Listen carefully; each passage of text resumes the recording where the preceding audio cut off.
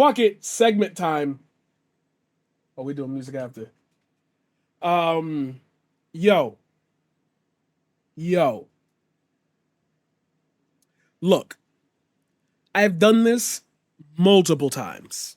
I've said this multiple times. So at this point, I am burning I'm running on fumes. My car is on E. I'm trying to pull into a gas station. Everybody keeps saying this thing about, and I've made this video specifically this title before, the left. I normally would take the time out to work through what got me to this point, what made me feel this way, cut a promo, sell a fight in 30 seconds. I'm selling you on hitting the like. You see how it went? You see how it did the thing? If you go down and you see the word like, it should like hollow and turn like purple, and or like it goes rainbow. Hit the like button and the fireworks pop out. If you've never seen the fireworks, you should see the fireworks now by hitting the like button. Then you can hit the subscribe button, and it'll change from a red button to a gray button that says subscribed, and that makes you more important than everybody else because this content is free, but you are premium. Yes, I stole that from Jarvis Johnson. Fight me.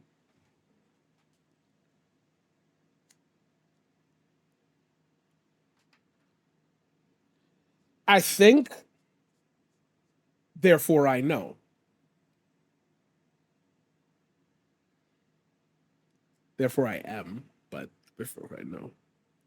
And I'm leaving the pauses in this video because I really want you to like feel how I'm ingesting what I'm about to like tell you. I want you to feel this with me in real time. I think all of you are starting to not realize that everybody is having a conversation. Everybody is having a conversation. Everybody is having a conversation, and not everybody should be having this conversation. I just watched a thread, and now we're going to get to what made me even think about this. I just watched a thread in which people are replying to a 19-year-old expecting like, and you're like 26, 27, expecting you all to be on the same level of conversation, expecting you to be on the same level of understanding. There are people on this website that have more fame than you, more popularity than you, more noticeability than you, who also just don't have it figured out. I think one of the worst things to come from the advent of politicizing social media to the point where billionaires can sit by it and program the website to boost their friends, quote unquote friends, has led us to a point where we believe everybody on this website is just us. And this doesn't go for just Twitter, but Twitter's viability works on conversations. I can say the same thing happens on YouTube, but it's very, very hard for you to be a YouTube content creator and also be a commenter at the same time. YouTube comments are hell, but that community stays kind of locked within itself. Like you have to argue in the comments. Live streaming, you kind of got to argue with the people who are there. Twitter, Instagram, comment section. We could repost shit, post on our stories. We see the whole Nicki Minaj, Meg Thee Stallion drama. We could get it popping there too, like that.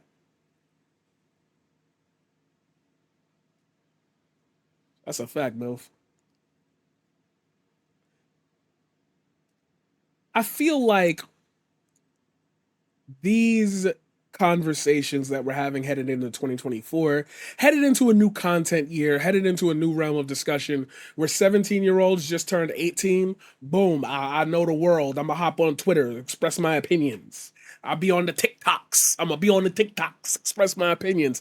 Everybody has access to the internet, and we're now in a generation and age where there is no cap. When I was 13, I know I was definitely signing up. When I was 12, 11, 10, I was definitely doing one of those, you need to be 13 years older and have a parent's permission. My parents said yes. We're not even in that realm now. Kids show face before they ever press I'm not 13. And a lot of us grew up with each other and the internet. So now that a whole 20 years have passed, not a whole decade has passed, other people are using the internet who are not in our age bracket. There is no cap. There's no cap because everything is cap. We're gonna get to that. Keep that in mind. Keep that in, I like that. For you on YouTube, keep that in mind. We're gonna get back to that one. I made a video a couple weeks ago said that that said it that not everybody should sit at your table. Talked about the realm of high school drama and how all of this is kind of just reaching into when we talk about the online left and the left is mad at me and I'm being canceled. Half of this shit stems from, and I really want you to zero in on this.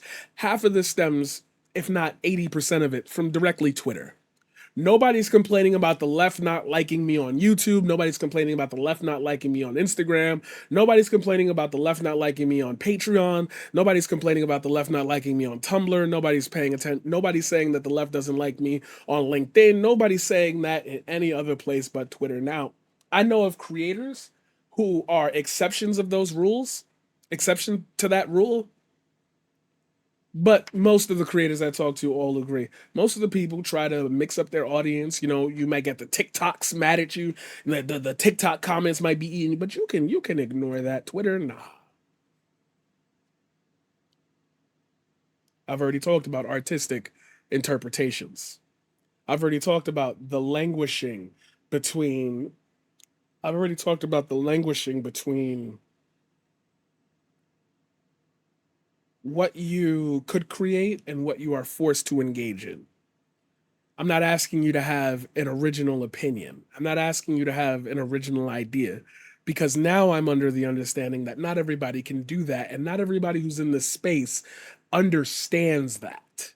And when I say in this space, I mean taking the time out of your day to manufacture something that entertains people because at the end of the day, no matter how righteous you think you are, you could be AOC on the stream, you still entertaining. And with entertainment comes pitfalls. With entertainment comes minuscule understandings of the audience that you actually have. And I'm seeing y'all argue and debate these points that then becomes your content, becomes your worldview, becomes your I did that shit once and it popped, so I'm gonna have to keep doing that.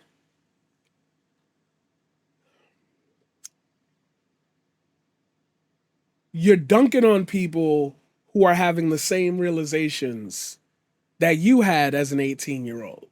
But because you're so content ingrained and you've had so many conversations and you've covered so many things, you naturally expect everybody else to have also gone through that journey with you.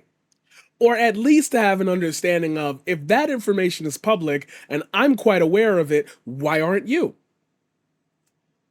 You're being in bad faith. You're just trying to get me to clip. You're just this, you're just that. So fuels the idea of the online left again. The right, synonymous with their message, synonymous with their attack. We're going to keep harping on these points and we're going to keep getting invited into your spaces to make you look dumb. The left isn't a problem where it's eating its own, it's your narrow view of what the world actually looks like. And I keep bringing that up because not everything on the internet is true. And because you keep falling into these pit holes of thinking that you're having a rational, mature conversation with somebody who might have just interjected themselves into conversations only about what they care about and are young, can't even drink yet, you end up with the super senior sitting down with a freshman. You witnessing that conversation in real time would be appalling to you. Yet you yourself, not you, the viewer, but some content creators, be doing that. Be sitting down there making fun of Matt Walsh and Ben Shapiro uh uh for only debating college kids, and then you go and retweet a college kid. I think that a lot of the problems that the quote unquote online left are having, all this debate on it, is all born out of a manufactured crisis that nobody actually gives a fuck about this content anymore. And a lot of y'all are recognizing that. Only so much you can clout shark and clout farm off of other people's issues. Once everyone starts realizing, I don't want to associate with you anymore, you're no longer a drama sphere. The next drama sphere will appear, and then the next one, and then the next one. All of them are starting to dissipate because and I really mean this. There's no cap to how many people can join this conversation because everything they say is cap. You feel like you have to defend yourself because if one person attaches to it, then another person attaches to it, and somebody quote tweets you, and 3 years later, you're still debating the same issues over and over again because you know people not listening to you. If you're not built to ignore these people, you will never be built to grow your audience, and therefore you will never be built for anything other than a where circle.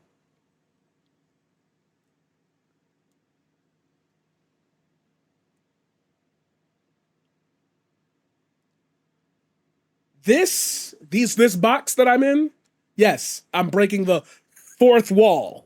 This box that I'm in makes me feel more important than you because you're choosing to watch this video. I, as a person, would never think of myself as more important than the viewer that's watching this video or the people watching my live stream because I do the same thing. So anytime I speak out of my mouth, I think about it in both sides. Would the viewers I have understand this if I were in person with them having a conversation with each one of them one at a time? Or am I doing this to hear my own voice and say I'm correct and everybody else is wrong? This space could be different. This space is different. You choose not to engage with it because it's not view worthy. It's not clickbait. It's not something that you can sink your teeth into. So you can go ahead, you can start all your fights on Twitter, you can go ahead and argue with all them high schoolers. I'm gonna tell you right now, you and the rest of these people all talking about the online left, the online left, the online left. Y'all niggas is stupid. You made that what it is. If I go into your stream, if I go see your YouTube, if I go see anything, you got 100K subscribers or more, you doing that. You the one talking about it. You the one talking about it. Now I'm talking about it, and I'm telling you that it don't exist. I have 22 monthly listeners, so I feel like, you feel me? Now I'm not saying you gotta flagellate the some random person just to get the word out, but you the one not doing collabs. You the one making, I'm gonna nuke everything because 3 20-year-olds told me I sucked and I took it personally. I have a stalker on Twitter who keeps making fake accounts to claim that they've reported me and are taking down all my accounts because I am a fat incel who caps for the internet and is all involved in my life and looking me up and shit. First time I've ever brought him up on stream. First time I've ever brought him up in a YouTube video. You know why? Because I'm never going to do it again. Irrelevant. When I sat here on this platform, when I was in my other crib, and during one of the first few streams I had, I said, I can already sense that there's something here that people will gravitate towards. So from now on, I'm just gonna call myself the GOAT. I'm one of the greatest showmen Twitch will ever see. I'm one of the greatest showmen the world will ever see. Not because I'm overconfident. It's because I believe in the idea that I already know what exists in the popular realm. I was already there. You know, I didn't take it seriously. Maybe I should have. But I've already been there. I've already been at the making fake accounts. I've already been at the somebody screenshots your message. I've already been involved in scenes with drama and all that. I've already seen that. You know who survived at the end of it? The person that people still talk about? Me. Me. Because I'm one of the few people in the arenas that I've been in that ain't switch up yet. The first time I ever got a raid that was big enough was the first thing I did was let me look down, let me scroll down Twitch. Who can I send this to after I'm done so that way they get a little boost? Because once I get it, everybody get it. That's been my MO. My chat knows it. My community knows it. If I get the biggest shout out and I got 20,000 people in here, yo, I'm ending the stream early an hour so that way most of you don't leave because I know you about to go watch Hassan or whatever. Just show love to this person. Just show love to this person real quick, make them feel good about having big numbers, and then leave it alone at that.